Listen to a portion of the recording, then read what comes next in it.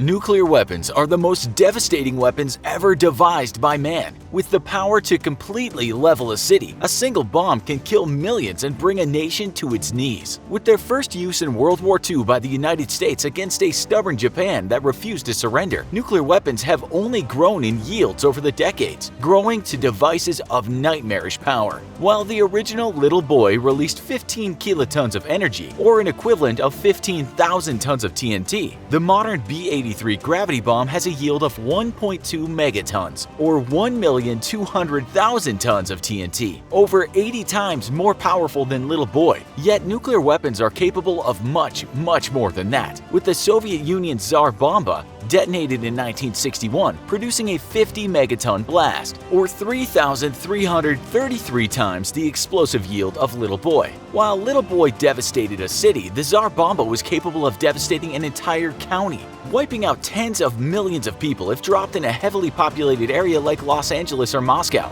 Today we're capable of even greater yields though, and even before the Russians had detonated their Tsar Bomba, Edward Teller, the Hungarian-American inventor of the hydrogen bomb, had already drawn up plans for a 10 gigaton or 10,000 megaton bomb. Such a bomb would have been capable of devastating the entirety of England and Ireland combined, or both North and South Korea. Ultimately, such a proposal was deemed way too impractical to be effective and ultimately unnecessary. With the development of multiple impact re-entry vehicle technology, a single nuclear missile could deliver a scattershot payload of nuclear weapons that would devastate a countryside. Once a full nuclear strike had been carried out, there would have been little point to devastate the rest of the nation. Every military and civilian target would have been eradicated, and most survivors would then die from the societal collapse that followed. With so much power and such small devices, it can be terrifying to think about them being involved in any sort of accident. And yet, throughout history, that's exactly what happened time and time again. Nuclear weapons safety policy in the United States is known as always and never, in that a nuclear weapon must always be reliably counted on to detonate when deployed, but must never detonate when not specifically intended to do so, no matter the circumstances. This policy was immediately put to test as nuclear weapons joined the growing military arsenal of the United States and other nations, and incredibly, despite some major accidents, the safety standard of always and never has held.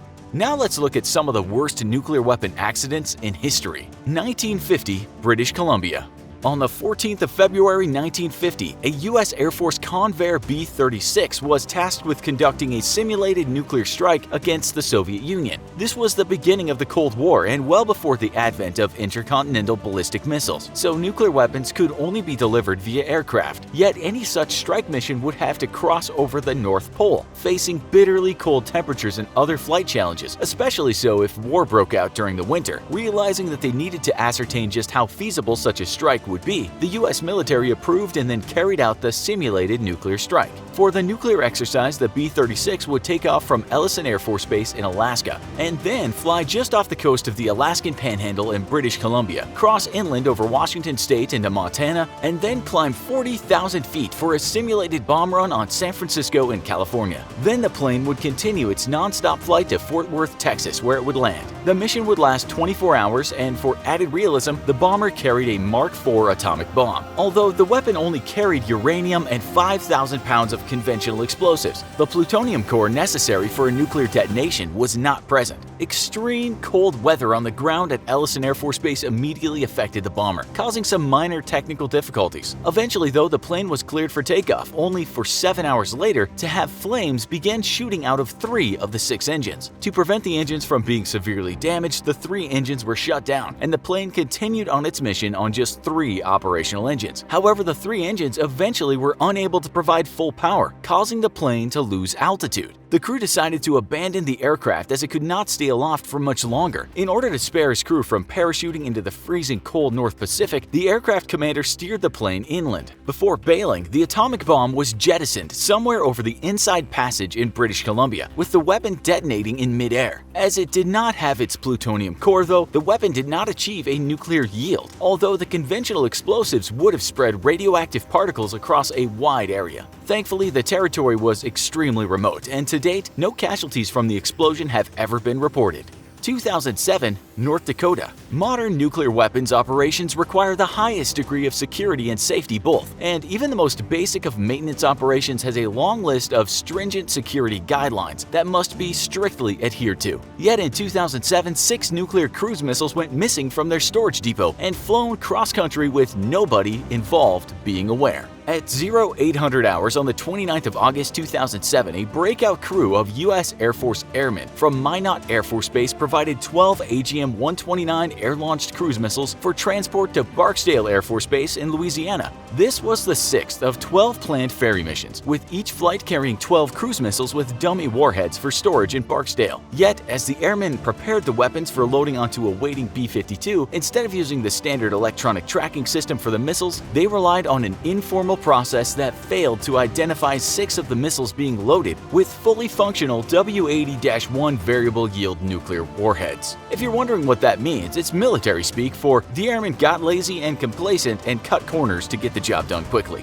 As the breakout crew began a final inspection of the missiles, however, the transport crew arrived early and began to hook up the missiles for transport to the waiting plane. Once more failing to adequately do their jobs, the breakout crew simply allowed the transport crew to remove the missiles without finishing their final check, which would have discovered the live warheads and put a halt to the entire incident. Instead, the transport crew towed the missiles to the waiting aircraft, where they were then loaded onto the external wingtip pylons at approximately 0925 hours. For over 23 hours, the nuclear weapons sat completely unguarded on the Minot Air Force Base flight line as the crew loaded them onto their pylons and left the plane sitting out overnight for the next day's mission. The next morning, one of the aircraft's flight officers arrived and prepared the plane for takeoff, closely inspecting the 6 missiles on the right wing, which were loaded with training warheads, but signing off on the flight manifest without then inspecting the 6 missiles on the opposite wingtip. Once more, complacency ensured the live nuclear weapons would remain undetected and unguarded. The B-52 then took off and landed at Barksdale Air Force Base in Louisiana a few hours later, where it remained in a far corner of the flight line completely unguarded for 9 hours. That night, a munitions team arrived to remove the missiles, upon which one of the crew members noticed something unusual about the 6 missiles containing nuclear warheads and immediately contacted his supervisor. A skeptical supervisor arrived shortly after and immediately confirmed that the weapons were indeed armed and live, and immediately reported the incident up the chain of command. The mere movement of nuclear weapons from an active flight line to their storage bunkers requires a security force of no less than 60 heavily armed security personnel, made up of several fire teams, 4 heavy weapon escorts, and numerous ATV off-road roving scouts to monitor avenues of approach. While present on an aircraft, the weapons require at minimum a 15-man quick reaction force that can arrive on scene to the plane within 5 minutes, with 2 stationary patrols made up of 2 guards each, with a third 2-man mobile patrol constantly monitoring the perimeter. Yet, for 36 hours, the nuclear weapons involved remained completely unguarded, tucked away in a far corner of 2 different flight lines, with all personnel involved completely oblivious to their presence. Worse yet, for that entire duration, the United States military had lost track of 6 of the most powerful nuclear devices in its inventory,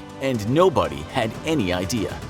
1966, Spain. In 1966, intercontinental ballistic missiles were still a ways off from being reliable means of delivering nuclear weapons, and thus the bulk of the nuclear strike capability of the United States still rested on its bomber fleet. Known as SAC, the U.S. Air Force's Strategic Air Command was responsible for delivering nuclear Armageddon against the Soviet Union, and to maintain this capability, regularly engaged in training scenarios meant to keep its readiness levels up. On the 17th of January 1966, a B-52 took off from Seymour Johnson Air Force Base in North Carolina. Its mission was to conduct a long-range simulated nuclear attack run against the Soviet Union and its allies, and thus would fly across the Atlantic Ocean, over the Mediterranean Sea, and then east off the Italian coast before turning around and flying back home, reaching within just a few dozen miles of the Soviet Union's borders. Because war could break out at any time, the aircraft was loaded with 4 B-28RI hydrogen bombs for its training mission, which could be turned into a live fire mission at at any time in the worst-case scenario. The flight plan would take over 24 hours and involve 2 in-flight refuelings, a dangerous affair that requires careful coordination between the tanker and receiving aircraft, especially with an aircraft as large as the B-52 involved. At 10:30 a.m. while flying at 31,000 feet, the B-52 met up with a KC-135 tanker aircraft flying out of Morón Air Force Base in Spain. As the two aircraft met just off the sunny coast of southern Spain, it was clear that the B-52 was coming in too fast as the KC-135 extended its refueling boom. The boom operator aboard the KC-135 is supposed to warn the approaching aircraft to break away if this happens, yet the operator said nothing, which led the pilots of the B-52 to assume nothing was wrong as they tried to slow their plane down. Yet the approach speed was far greater than any of the men realized, and the nozzle of the refueling boom struck the top of the B-52 fuselage, tearing through a load-bearing longeron and snapping off the left wing.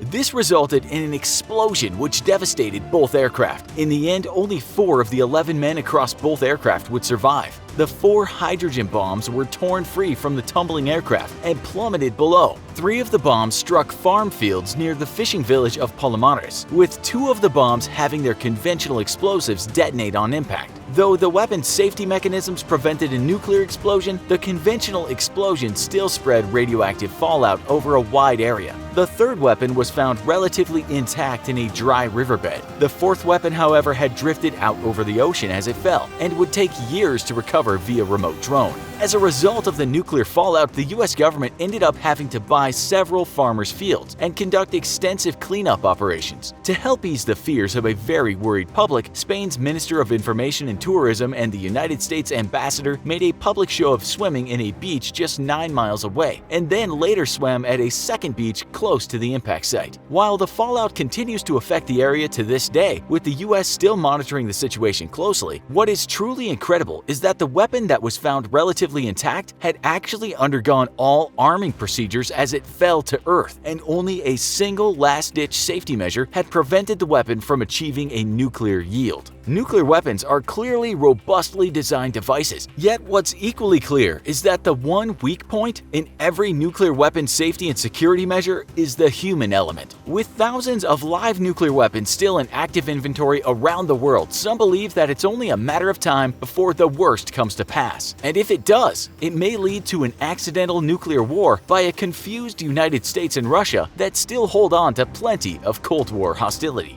Can nuclear weapons be kept safe forever, or are accidents and full-scale nuclear detonation inevitable? Let us know in the comments. Also, make sure you check out our other video, Can One Person Destroy the World? See you next time!